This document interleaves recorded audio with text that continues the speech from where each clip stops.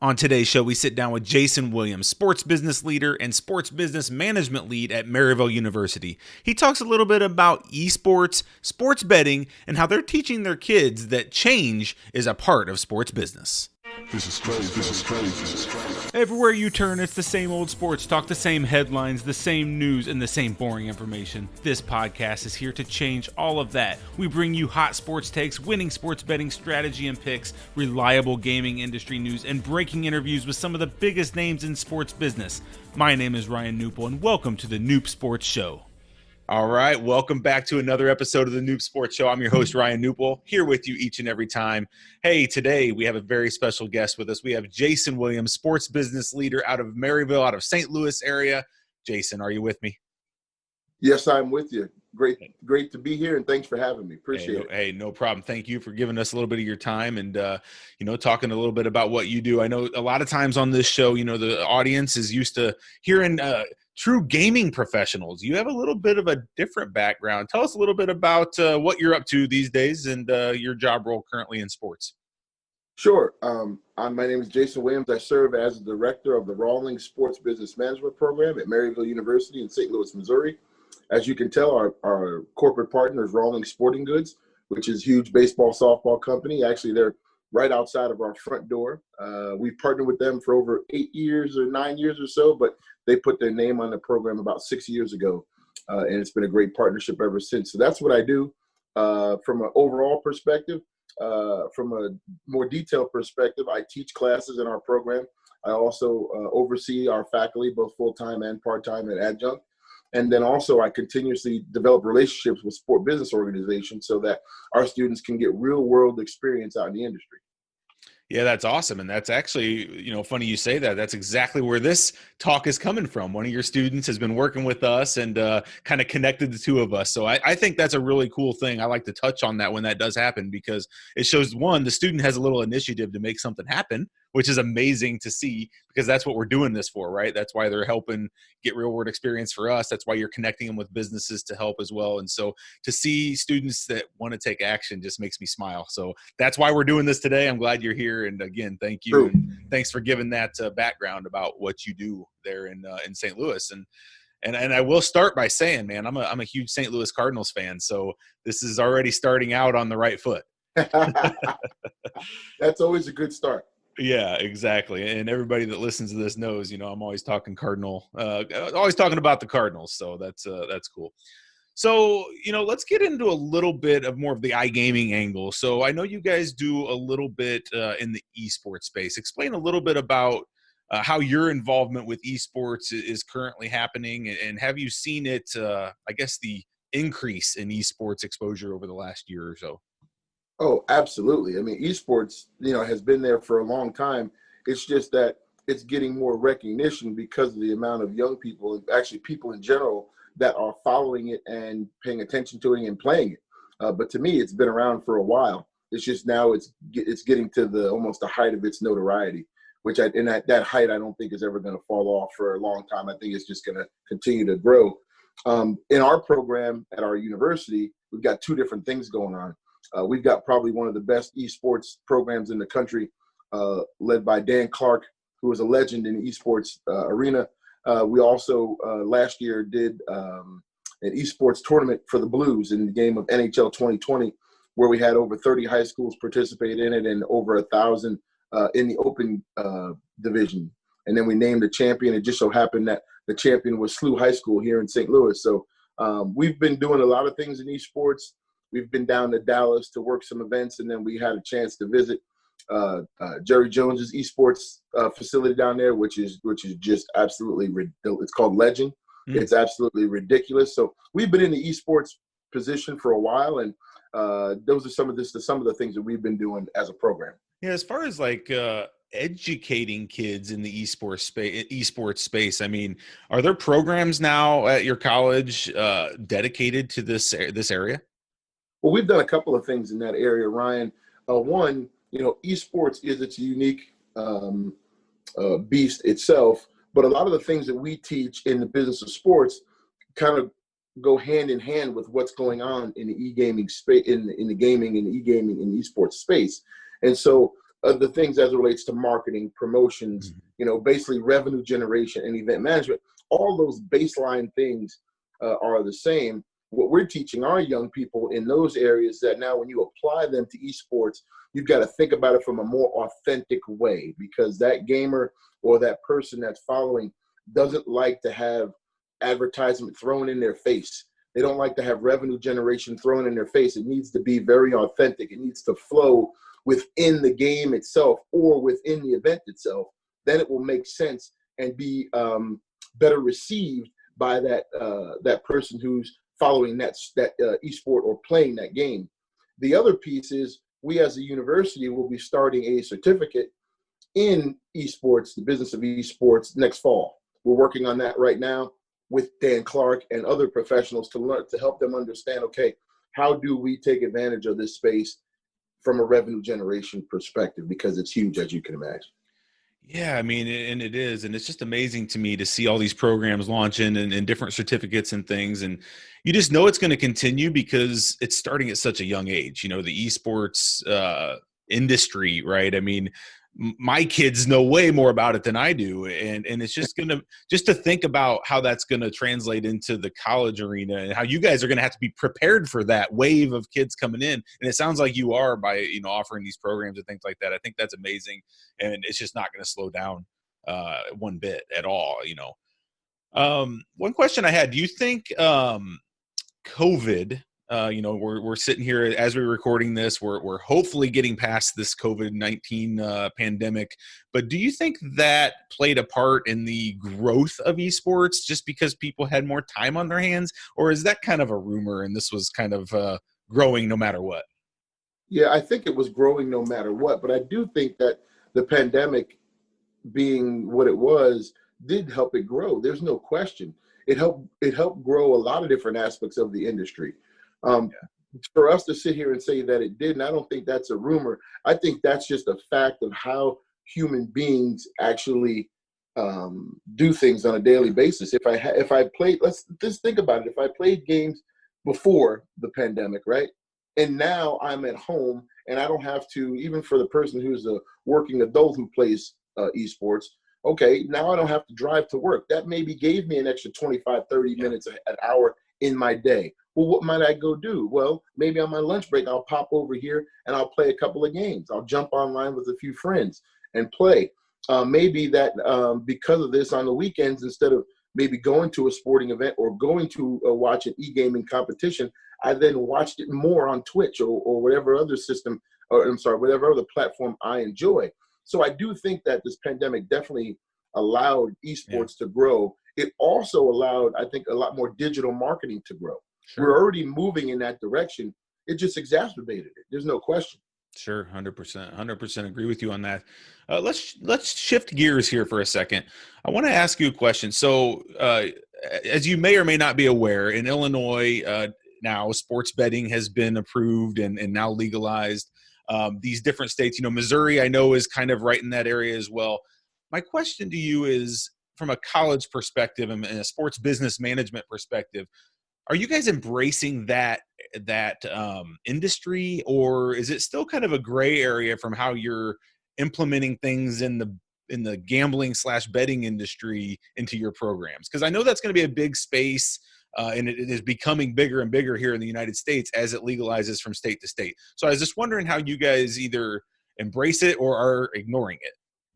Well, we're obviously embracing it, and that's kind of what we do as a program. As the industry moves, we move along with it. So in our Rawlings Sports Business Management program, I've been here, I'm working on 13 years now being at Maryville University after a 20-year career in the sports business industry.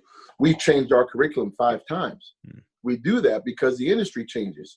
If I was teaching our students what I taught them 13 years ago, we wouldn't have a program, for heaven's sakes. We wouldn't need to have a program, and I'd be ashamed to offer it. It just wouldn't make sense. And so the betting space is just another piece to that. To me, when you talk about the business of sports, you need to be talking about gaming, you need to be talking about gambling, you need to be talking about digital marketing, and you need to be talking about revenue generation. That's it. And everything that you teach, now we may teach it from a theoretical perspective at first, But then when students build on that next platform of where they want to be in this industry, those are the things that they're allowed, that they have the ability to go do because of what we taught them down here in this base. And so betting very much so is a big part of the industry. I mean, when you saw the major league organizations get involved in it, that told you the whole story. And that was like 4 years ago. So betting is huge. We've actually taken a trip over to the UK. We didn't, obviously because of COVID, we weren't able to do it this past summer, but we've gone to the UK the last 3 years in a row. And that's the first time our students saw what we were talking about as relates to betting, because over there, you could be in your seat, right? You walk downstairs, you go in, you're like, okay, I can bet right here on who's going to score the next goal, right? Or who's going to get the next red card. And as it relates to UK football, which is obviously our US soccer over there. Yeah. So it's always been a part of our industry. Yes, it is getting larger, and we've always been part of that as far as that's concerned, as it relates to our curriculum. Yeah, I mean, are you seeing? I'm just curious. Are kids that are coming in, are they even aware of this space? Are they excited about this space? Or is it something that they're still maybe uneducated that it even is going to be a thing here? Here. What are you seeing from an incoming student perspective? I mean, are they coming in all excited like, hey, I want to get into this space, or not so much? Yeah, they don't come in thinking that way.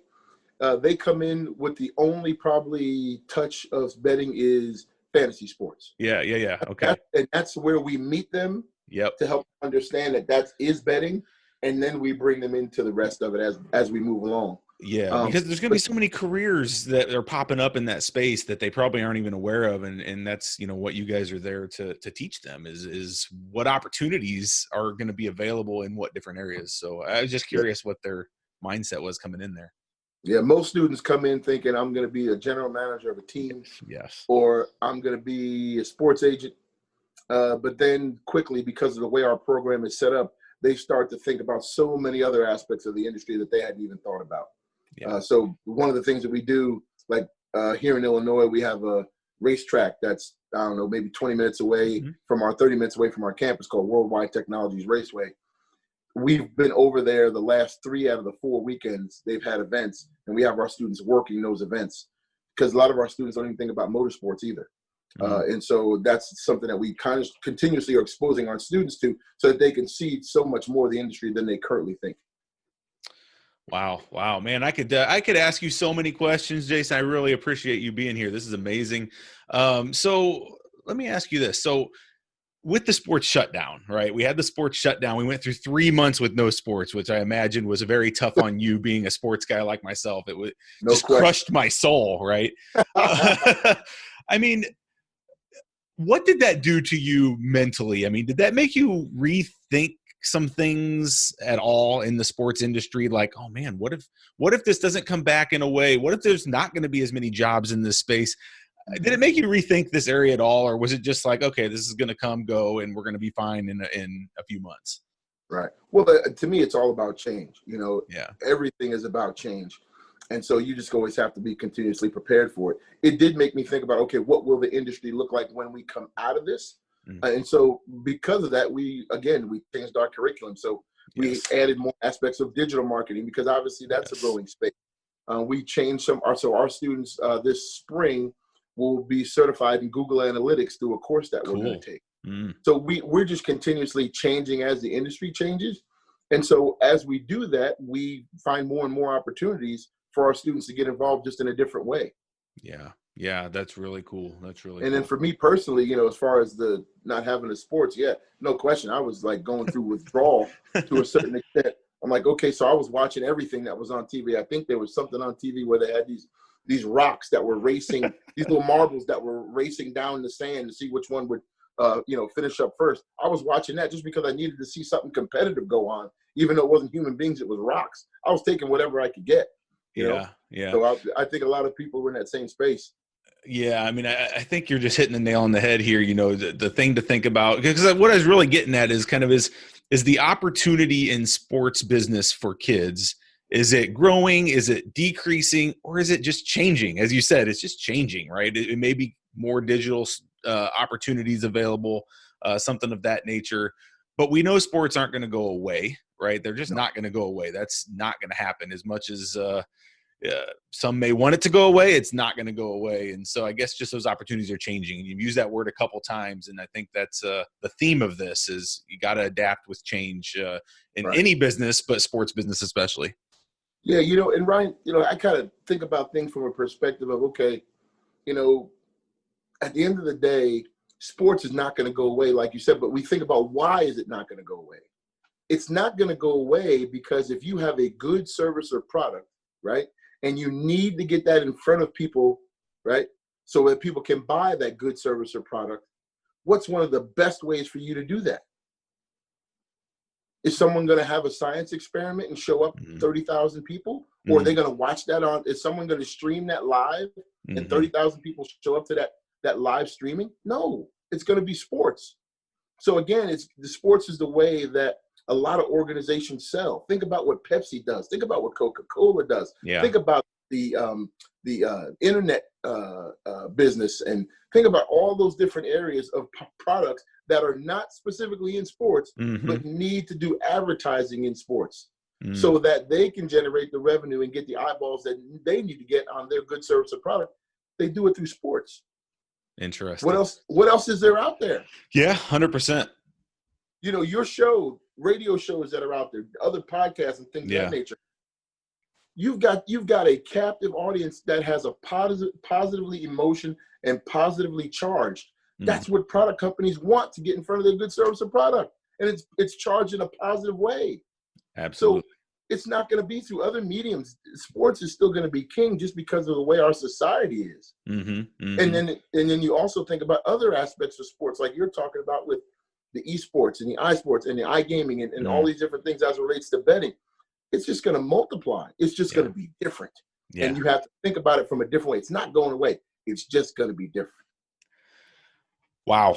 Some great insight here from Jason Williams, sports business leader. Jason, I'm going to ask you one last thing. So, and this is, personal to more what I do in this space. We do tons and tons and tons of sports content, and content is one of those things that just never ends, right? I mean, it's so important, especially in the sports space. Media companies are launching every day, and they're growing and getting bigger and bigger, and people love to consume sports content. We're always adapting and creating, you mentioned creating curriculum. We're creating curriculum internally for our writers to help them become better writers and better journalists, I guess. My question to you is, what are you guys teaching in the, digital media content space focused on sports? I mean, are there courses around sports journalism that you guys are doing, or is that a space that you guys are still looking to grow into? Well, in sports journalism, what we do is we have it as we don't call it sports journalism, but that aspect of it, we have that in different courses throughout our program. Got it. So like in our sports marketing class, we have our students writing press releases. Got it. That to me, that's sports journalism, because you need to know the angle at which you need to position your article to write it a certain way so that it makes sense for the viewer. It makes sense for the target market. You do the same thing. You do similar pieces in our promotions course, in our corporate sponsorship class. The writing that you're doing is based upon what you would do out in the industry. And so we don't call it journalism. We just call it the writing that you need for that area that's specific to the industry. Very cool. Very cool. Thank you for answering that. I was curious personally. Hey, any last words, anything you need from our audience? So, I mean, maybe something you're looking to get an answer for, or looking to connect to, anything you'd like to say here to kind of close this interview to my audience. Sure. No, first of all, thanks again for having me on. I really appreciate it. As we continue to develop, one of the things that we do as a program is we're constantly developing. And we're constantly getting input from those who are out in the industry. So as we build this esports, the business of esports certificate, we love to get the input of others. So you can drop things on my Twitter account, which is at MU SportBiz. And then we'd love to hear from you on what people think about that and what their thoughts are on that. Because what we've done is we've put together an advisory board of folks in esports who are going to help us develop it. But I also want to hear from some of those other people who aren't on our advisory board so that we can develop a really good product. And so, if anybody out there would like to give us some feedback on that, we'd love to. But also, if I can ever help you all in any way, make sure you reach out to me. Whether it be, something that you need help with as it relates to your program, or you need more really qualified young people to work as interns, let me know. But also, if there's just some research that you guys would like to get done that you say, we just don't have the time to do. We do that for a lot of organizations now, like Rawlings, the Blues, Cardinals, and others, Peak Sports. Just let me know. We'll make it happen for you. Amazing. We'll put all those links, to get a hold of Jason. We'll put all those in the show notes so you don't have to scramble, write them down. But, hey, Jason, really appreciate you being here again. Thank you so much. I can tell one of the advocates of this area, and thank you for everything you're doing for our youth of America in this space. So thank you for being here again. No problem. I appreciate it. I love working with young people. I love helping them reach their dreams of wanting to be in the industry. So when they walk across that stage and they graduate and they've got a job out in the industry, life is good. So thanks for having me on. Thank you. No problem. Hey, that was Jason Williams with Maryville University. Thank you guys all for tuning in. I hope you enjoyed that interview and, again, got a little something out of it. That's what we try to do with each and every show, is just give you a little bit of information about what's out there in this world. So thank you all for tuning in. Stay safe. Until next time, have a great day. Thanks for listening to this episode of the Noop Sports Show. If you enjoyed this podcast, please consider subscribing to our iTunes channel today. Plus, visit us at noopsports.com for more picks, previews, strategy, and news. That's knupsports.com.